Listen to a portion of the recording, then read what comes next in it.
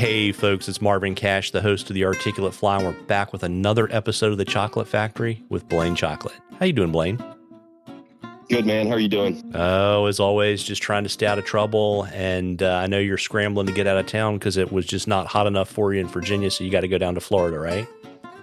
Yeah, for sure. So, yeah, man, I've been traveling a lot here lately, so it's been good. You're getting to experience some really good fishing. Some of the best red fishing I've ever had in my life. World record after world record if I was into documenting that stuff. But I'm not really into that. I enjoy catching big fish, but I'm not into the record chasing. But I experienced some of the most epic giant red fishing that I think anybody could ever see. I mean, average fish was over 50 inches, which is unheard of for a redfish, and it got some up in the upper 50-inch range. And not only that, I also got them on top water at times. So not going to kiss and tell where I was, but it was unbelievable, and very blessed to be able to see that kind of stuff. Yeah, I can't remember. Did you tell me that it sounded like they were dropping golf balls in the water? Cannonballs, more like cannonballs. So it was pretty amazing. As the bite increased, I went from using game changers kind of underneath to seeing fish blowing up on top, and then just decided to switch to a floating line and move from the sinking line, and then just doing topwater stuff. And it was pretty easy to see that they were eating giant blue crabs, and it's pretty sick. So been very blessed in my life to be able to see some amazing fishing, and this is definitely one of the best. Got it. Yeah. Were you able to give the new Blitz rod a little bit of a workout? Oh, 100%. It probably got more than it wanted. After a while, after you landed a couple of these giant fish, it's kind of like, let's see what the rod and the reels I was using. I was using a Nautilus and the CF2, and also was using that new reel that they have available as well. It's a reel I've had a lot of fun with. It's the new GTX, and I was locking the reel down, and I was able to use really heavy leader material, playing around with. Just wanted to see, that's part of my job, being an ambassador for these companies, is testing equipment out and seeing how much it could take and fighting them the way they were intended to be used as well. Right. So, using 11 weights, on these fish, and using those reels and locking them down with 50-pound fluorocarbon or 50-pound, regular tippet from Scientific Angler, I was able to kind of see what everything was made of. And I was able to land these giant fish in less than probably 2 or 3 minutes, just breaking their will and, making the fish happy and, let it survive and, not wearing it out. And I'm a big proponent of conservation and protecting these giant fish that I'm fishing for. And I don't want to wear them out to where they're exhausted and then become easy targets for sharks and whatnot. So for me, it was a great pleasure in testing these rods, and the 11 weight and the 10 worked flawlessly. I mean, it was making some crazy noises, but I mean, when you're putting the brakes on a fish that's over 50 pounds, that's not very happy with you, and some moving in that upper 60-pound range or more, I don't know how much they weighed. If you do the numbers, when you do that length and girth measurement kind of stuff, these fish are as big as they get. So by doing that and locking the drag down and really putting the heat on them, it really tests the equipment, right? Not only the hook, but the tippet, the fly lines for SA. I couldn't ask for better. I was using some of their heavier core lines designed for big fish. So, I was making sure I didn't have, the weakest point was at the fly and the tippet, so I wasn't breaking down in the backing and breaking down the fly lines. Right. So I didn't want to leave a fish with a fly line he's, moving around with for however long it took it to get caught on something else or whatever. So trying to look out for what's best for the fish, and making sure we land them healthy, and seeing these rods, man, they perform flawlessly, not only delivering these big flies to these fish, but once hooked up with these fish, I was able to apply the pressure with the brakes of the reel and change angles on them and, bend that rod all the way through the butt and into the cork and almost straight lining them, and then getting them broken and then lifting on them and feeling that power and the weight of those fish and having that fish be subdued. And like I said, no more than 3 minutes at the max. I mean, we weren't timing it, but I know it was like just, my buddy was fishing too, and he was fishing normal, with regular drag set up on it. And I mean, I would hook a fish before him or after him. And I mean, I was literally landing these fish and he's still fighting them. And just like, I need a net, dude, help me out. It's like, because, stuff like that. So it's like, but with the recoil guides that you have, you could hear that hum of the line going through and that tension with the current and the fish fighting against it and feeling everything being put to its limits, really. And it just waiting to see if it was going to explode. Did not. I tried different angles to see how much pressure I could put on the rod before it broke down. It didn't do it. I didn't high stick it, but when you got a fish that's 50, 60, almost 70 pounds and you're lifting to put them in a net, that's where the rod's at a disadvantage. And, at no time did it break down on me. So I could not say more for the blitz, the power in the butt, the finesse in the tip. It worked out perfectly for me. And, I couldn't recommend it highly for anybody else. I mean, that's probably not the right way to say it, but I would highly recommend that rod for anybody that's going to chase big fish, throwing big flies or whatnot, because it's designed to be a little softer in the tip. Even though it's a fast action rod, it really absorbs everything throughout the cast and the fight. And you can really feel the power that it has in the butt with that Axiom 2 technology that we've had out for a little bit, and the design of the rods and the new resins and everything that's being used. It really works well together. It's not as fast of an action rod as the A2X. For those that are interested in knowing more about the Blitz, it's not as fast as that rod is. It's designed, like I said, in my opinion, more for sinking lines. Not that you can't throw floating lines or whatnot. I mean, these bigger taper lines like SA has, like the Titan tapers and whatnot, with bigger flies or more wind resistant poppers or whatnot.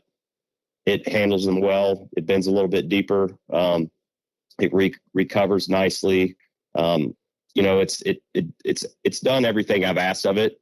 I was in Cape Cod earlier this year, fishing for big stripers up there, throwing big stuff. It handled everything up there nicely. I've been testing it for everything from tarpon to big cobia. It's done everything I could ask of it. False albacore in the fall and the 8 weights and whatnot, 9 weights last fall. It's it's a great rod for those that are interested in it. You go check them out at your local dealer. I know TFO's proud of it, and I am too. It's been a great rod. It's a beautiful rod. So it's can't say enough good things about it. Yeah, very, very neat. And so what do you hope to introduce? Which fish do you hope to introduce that rod to down in Florida? Whatever comes our way. One of my favorite fish is snook. I love snook. We're getting ready to come into the mullet run, so I'm sure might be some tarpon around. Hopefully in the next couple of months, I'll be able to go target some ferment. So just, a little bit of everything. Me, I'm into whatever is available to target at the time. So whatever we can get into, I'll be happy to try to catch. Yeah, absolutely. We mentioned before we started recording that you wanted to give folks a heads up on an important conservation issue with respect to stripers. You want to let folks know about that? Yeah.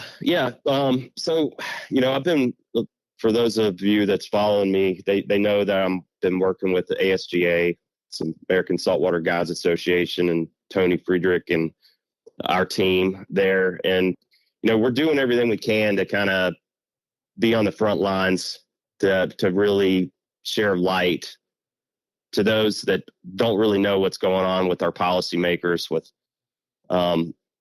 whether it be state or federal, right? And we've been getting in the trenches in Louisiana with the redfish issues down there and trying to have better management for the red fishery. That, for one example, they had this 30-year plan to have the redfish recover, which was that's totally ridiculous.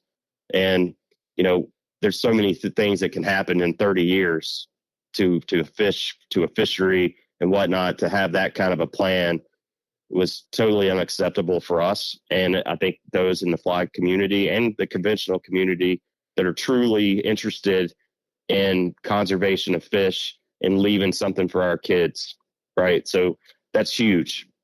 So we were able to get a small win there, and we're waiting for that to go to Louisiana legislature. So we've got it down to a 10-year plan.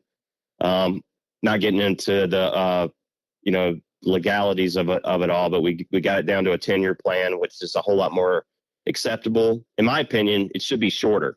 It's like, let's make a huge sacrifice for a shorter period of time to get a fishery healthy again. I don't know why people want to draw this stuff out to make it a possibility of having environmental issues, stuff that we can't control, when we can't control how we regulate these fisheries. And a prime example of what we're dealing with now with striped bass up and down the mid-Atlantic and Northeast. I just got off a meeting, 6+ hours of the ASMFC. It's the Atlantic. Basically, it's the federal side of what regulates this interstate fisheries management. So they kind of are the governing body that makes everything go, and they can kind of control on what happens. And we were waiting for the Amendment 2 to drop and see what we would do there. And we've had some small wins with stripers this past year and getting this emergency action that happened earlier in May, where they basically changed the regulations on stripers to kind of give this 2015 year class, which is the only strong year class that we have left on the East Coast, right? So all I'm listening to during this whole meeting is how they're trying to play favoritism towards one group or the other, or not being favored. To me, it's complicated. It's convoluted. It was maddening to listen to. But in essence, what's going on here is they kick the can down the road instead of giving us as anglers and people, the public, a chance to have their voice heard. It was kicked down the road for special interests to allow the things that are going on in this, the sector, the recreational sector. I'm kind of babbling a little bit, but there's a lot to talk about here. The recreational sector has taken the hit over the last few years on what we're allowed to keep and what we can't. The commercial fisheries have not, especially within the Chesapeake Bay, and they've killed 80% of the commercial. They're allowed to kill. They've killed up 80% of the commercial harvest for striped bass up and down the coast, including the ocean. But they don't want to make a change to any of this stuff. And the fishing in the Chesapeake Bay for striped bass is at an all-time low because the fishing is horrible. There's not many striped bass left in the Chesapeake Bay. Now, you move up to the Northeast and up to Maine, New York, New Jersey, all the way up through Cape Cod, and what they're experiencing some of the best fishing they've ever seen on big fish. So it's hard for them to realize how in trouble striped bass population is because they're catching all these beautiful fish. But what they're not seeing are the small fish that are coming. And we've had 4 years in the Chesapeake Bay of a very, very, very historic low reproduction. And from what we're hearing, 2023 spawn is going to be another year. And we've never had 5 consecutive years in the history of studying striped bass of having 5 super negative, historic low reproductive spawns. So what we're witnessing right now is an epic spawn of 2015, which is truly the only really good spawn we've had in the past X amount of years. So now we're looking at this 1 year class that's going to maybe help or break the striped bass. We may lose them.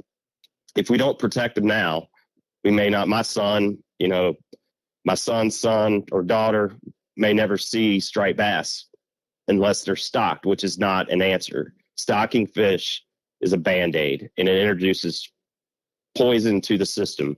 And what I mean by that is it can introduce disease. It's a poor strain of fish. Genetics are not good. So stocking is not the answer to this stuff. We need to let Mother Nature go back to what she needs to do, and for the governing bodies to look at the results and look at the science and not make a good choice for the fish and the fishery is absurd to me. And it's time for us anglers to step up and speak loudly so they understand that these special interests should not get favoritism over what's best for the fish, period. Yeah, got it. And so if folks wanted to kind of lend their voice to that, where should they go? ASGA is a big deal, American Saltwater Guys Association. We could use everybody's help, not only for the striped bass, but menhaden. It's a pyramid effect. If the menhaden population is not healthy, the predators don't have anything to eat on. So we do a lot of stuff with that. But ASGA is a huge conservation group. We're always using science to better educate the people or the governing bodies, the scientists in each state. We're developing stuff all the time that's making their jobs better and easier, so they have more accurate data, so they can take it to the powers to be that make these rulings. Got it. And on a more positive note, you've got a really cool event with the folks at Mad River and Flip, right? You want to let folks know about that? Oh, absolutely. Yep. So I'm really looking forward to that event. We have so much going to happen. Flip has always been someone I've looked up to since I was a teenager. Brian Fleshing and Mad River Outfitters decided to put this event together in Florida, and Mims were in Flip's home, and in Renzetti, who obviously big fan of their vices. We decided we're going to do a fly fishing and fly tying weekend. And you can go to Mad River Outfitters site to look in on that. I'm not sure if they have any more availability, but it's the opportunity for me, selfishly, to get back to see my good friend Flip Pallot, someone I've looked up to my whole life. He's always been a hero of mine, and going back to his Walker K Chronicles and all the other cool stuff he's always done. But to be able to, over the years, as when Lefty was still here, and kind of be invited into that circle to go do these little private clinics with them was a dream come true. And I've seen how Flip, and I was kind of sitting on the sidelines learning from them when they were doing these clinics, and I learned a lot. And it showed to me how important it is to be able to share your knowledge. You got people that really look up to these guys. And for me to be invited to, Lefty's gone now, but for me to be invited to go back and do something with Flip, I cherish that. I'll cherish that for the rest of my life, because the stuff Flip has seen and experienced and has the knowledge that we as anglers, me especially, because I wasn't around and saw old Florida back in his younger days. One thing I've learned is, especially going back to the conservation stuff, people, they may think what's good is good now, but they don't know what the potential of good really is if they never saw it when it was better, right? So I love listening to Flip's stories, and that's a big part of this weekend that we're going to have. It'll be like you get there that first day, and we'll just do a meet and greet and tell stories and just hang out, and love listening to Flip stories about the old days and things that he saw, and just kind of educating people of loving things and not knowing what the real potential could be or was, right? That's what I get out of it. But the other thing is, it's just, making memories, man. I mean, being able to hang out with an icon like that is special. And I know there's a few times I got to do that with Lefty and Flip. I would never change that for the world. I mean, I wouldn't give it up for anything. And to be a part of this and seeing his philosophy on casting and line selections and fly selections and all the different scenarios that come in with flats fishing, or, Flip's got quite a bit to offer in the trout world. He got it in Colorado for years. So there's so many things that he has to offer. And then on my side, we're going to be, obviously tying is one of my big things, but also big predatory fish and throwing big flies is kind of my side of it. So that's what I'm going to be covering. We're going to be doing some fly tying at Brinzetti. And I'll be doing some of my flies. Flip's going to be doing some of his flies. We'll be telling lies and stories and having fun, eating well, and, talking flies, talking fly fishing. And we're going to do a lot on casting. I'm going to be talking about casting big flies, choosing right lines. It's going to kind of be a big weekend on all that is fly fishing, fly tying, and everything. We kind of leave it open. We have it somewhat structured, but we leave it open to kind of cater towards the individuals that came that want to learn certain things. So it's designed to be fun. It's not designed to be like a hard school that's just so rigid in format and whatnot, that it's in structured that it's not fun. It's designed to be laid back and just relaxing, and I can't wait to go do that. And it's going to be a big time. And like I said, anyone, I don't know if there's any more days, spots available, but if there is, go check out Mad River Outfitters. They have a special site set up there to be able to go to link into that. We've kind of shared it on social media, and we could probably put a link in that to this as well at the when we launch this talk we're having now. Yeah, absolutely. I'll drop links in the show notes. And you also told me before we started recording that you've got some new goodies in your store. I do. Yep. So I did. I've got, I've been working with one of my favorite artists down in the Miami area. George, he's such an amazing artist. George Martinez, he's amazing. He's done so many cool things. He did me a muskie years ago that I've been holding on to, and finally got it put on some T-shirts. We have a few of those. I got a new shipment in of those, so we have some available that I'm going to be putting on the site here in the next day or two. We also have the Change Your Game T-shirts back in stock, green and blue, which will also be available on the site here. I just got to load them up. And so those are great. They're very comfortable T-shirts, and you can't beat the art that he does. If you haven't ever seen his stuff, go check him out. He does amazing permit and snook and tarpon paintings, and has a lot of fun with comic type art too. So he's a great guy. Love him to death. Great angler as well, and more importantly, a good person and a great father. Well, there you go. And I'll drop a link to all that stuff in the show notes too. And I hope you have a great trip to Florida so you can come back and tell us all kinds of great stories. And, folks, if you haven't gotten out yet, even though it's hot, leave the muskie alone, leave the trout alone, but go out there and catch something. Tight lines, everybody. Yep, absolutely. Thanks for having me, man. You bet. Tight lines, Blane.